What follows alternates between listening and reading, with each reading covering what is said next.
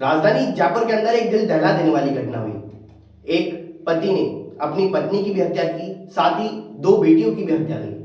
आप सभी को बता दें कि हत्या हथौड़े से की गई है, जो उनके सर के ऊपर वार किया गया और उससे इनकी हत्या की गई। रात में पत्नी सो रही थी और उसी दरमियान उसके पास में उसकी बच्चियां भी सो रही थी। पति ने उस समय एक छोटी बेटी को ना मार करके एक बड़ी बेटी और पत्नी के सर के ऊपर हथौड़े से वार कर दिया। उसी दरमियान उनकी मौत हो गई, लेकिन वह अगले दिन सुबह उठ करके अपनी छोटी बेटी को उठा करके मार्केट के लिए निकल गया और पूरे दिन भर बाहर ही रहा, बाहर ही समय व्यतीत करता रहा। अब आप समझ सकते हैं कि घर पर कमरे में लाशें बंद हैं और बाहर वह घूमने के लिए निकल गया। उसके बाद में वह आता है घर पे और वापस जब सोता है रात्रि के समय, तो वह छोटी बेटी को भी मार देता है। ऐसी ही एक खौफनाक कहानी राजस्थान की राजधानी जयपुर से सामने आई है। तो दिखाते हैं इसी पर हमारी ये स्पेशल रिपोर्ट। गृह कलेश और कर्ज से परेशान एक व्यक्ति ने अपनी पत्नी और दो बेटियों की हथौड़े से वार करके हत्या कर दी।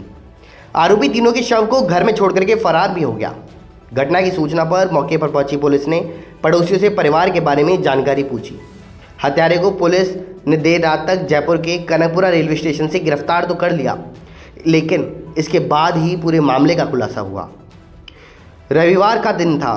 सीआई उदय सिंह यादव ने बताया कि अमित कुमार उर्फ करण यादव मूल रूप से यूपी के फतेहपुर स्थित हुसैनगंज का रहने वाला है, जो काफ़ी समय से सरना डूंगर इलाके में रहकर अगरबत्ती की फैक्ट्री में काम करता है।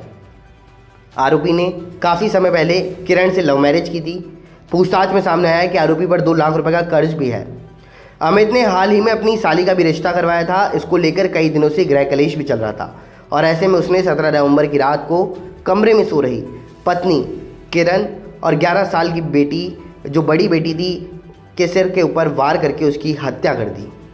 इसके बाद में कमरे का गेट बंद कर दिया और अगले दिन 6 साल की छोटी बेटी रिया को लेकर के बाहर इधर उधर घूमता रहा।